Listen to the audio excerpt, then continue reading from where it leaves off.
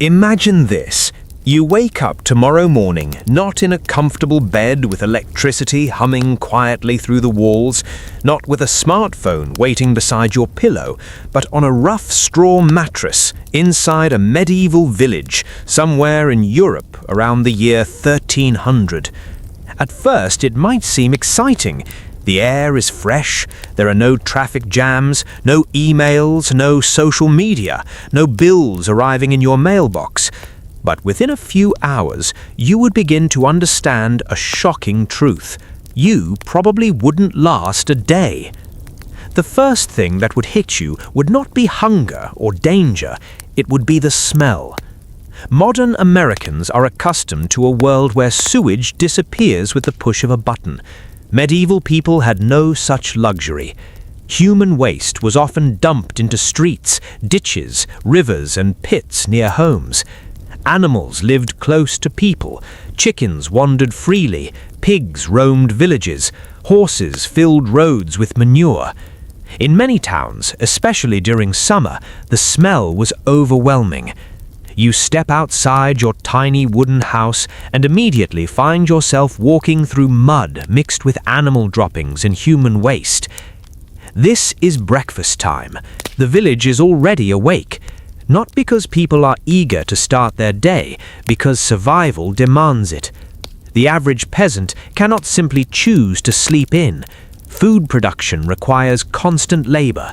Crops must be planted, weeded, harvested, stored, protected, and transported. Miss a few days of work, and your family might starve during winter. As you walk toward the fields, another realization dawns on you. Everyone around you looks older than they actually are. The woman carrying a basket might be only 30. The man repairing a fence might be 25. Hard labor, poor nutrition, disease, and constant exposure to the elements age people quickly. The average life expectancy at birth in medieval Europe was often around 30 years, though this statistic was heavily affected by child mortality.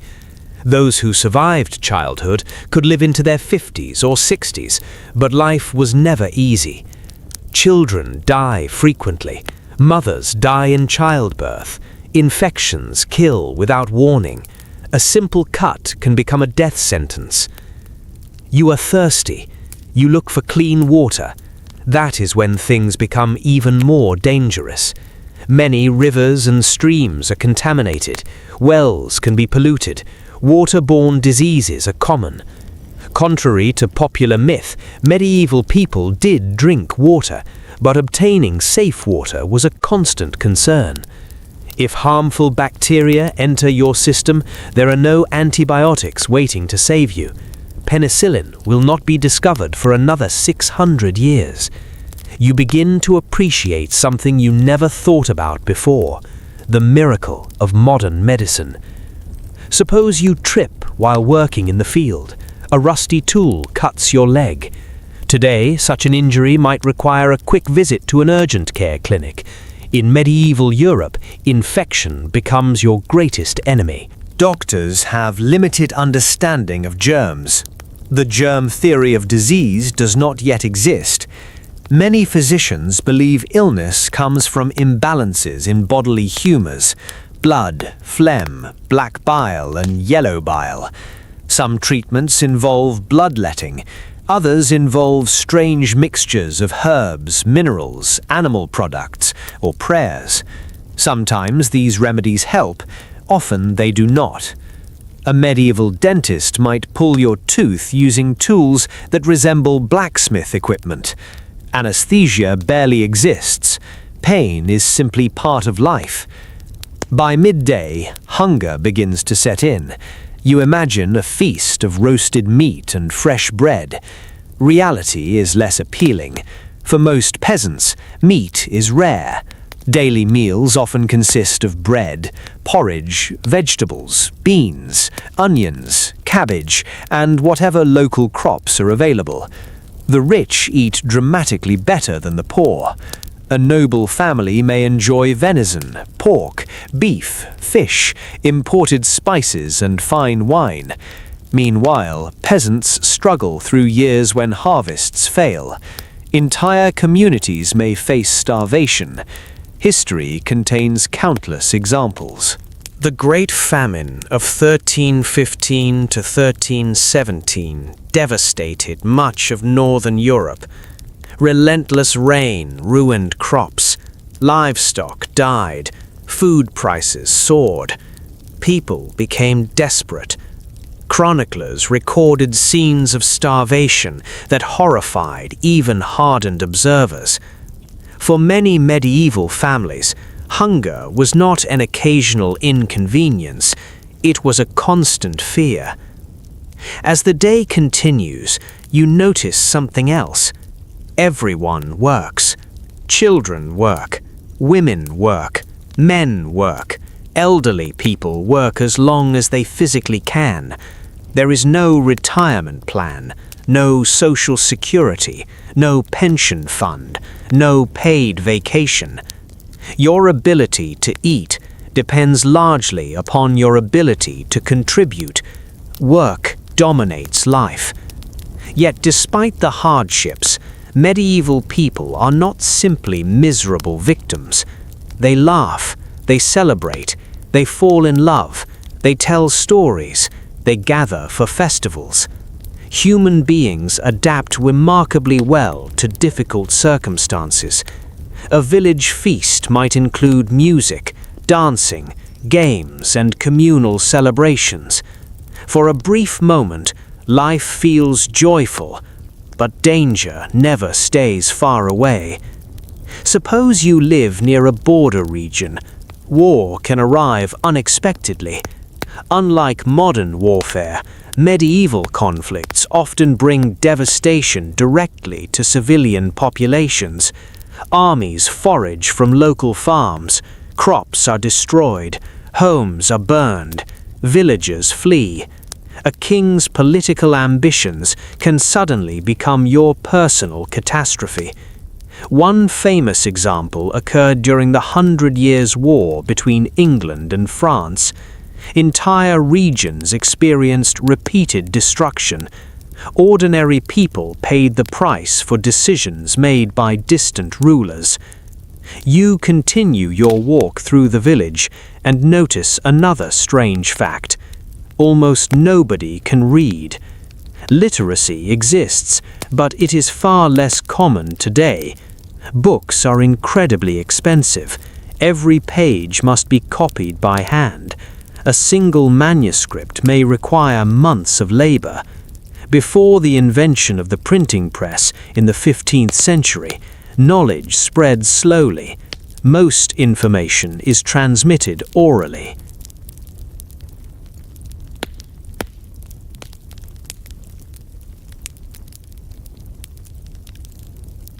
Stories, traditions, and religious teachings pass from one generation to the next through spoken words.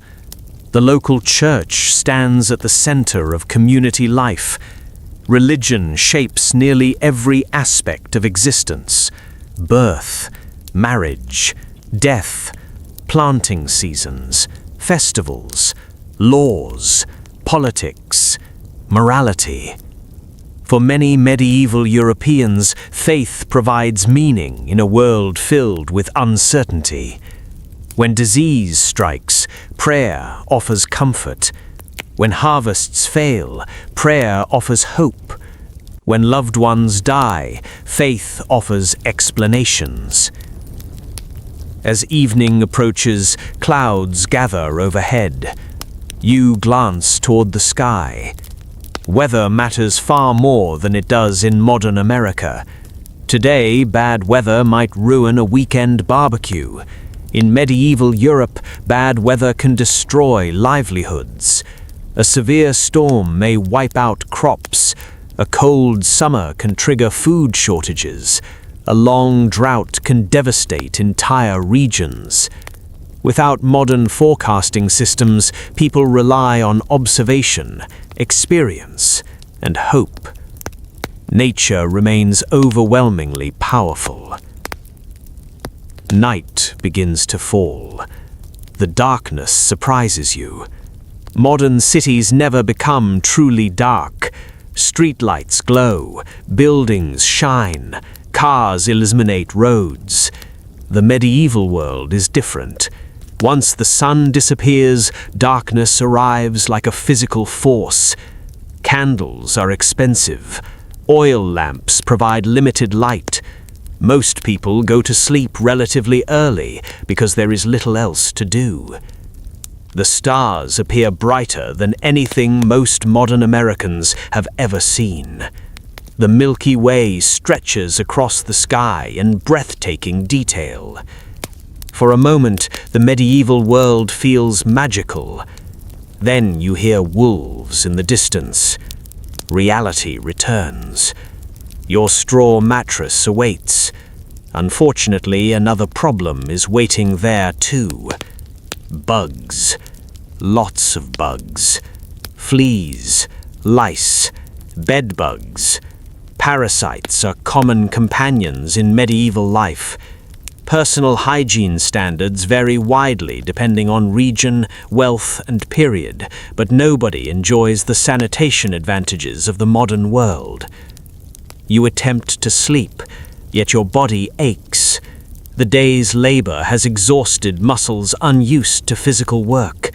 Your stomach feels uncertain. The water may not have been safe. Your cut on the leg has started to sting. Tomorrow will bring another long day, and another after that, and another. The romantic image of medieval life often comes from castles, knights, tournaments, royal banquets. But most people never lived like kings and queens. The overwhelming majority were ordinary workers trying to survive. Even the wealthy faced challenges that modern Americans would find shocking. Consider a medieval king. He possesses immense power, yet he still lacks antibiotics. Modern surgery, air conditioning, vaccinations, refrigeration, instant communication, reliable transportation.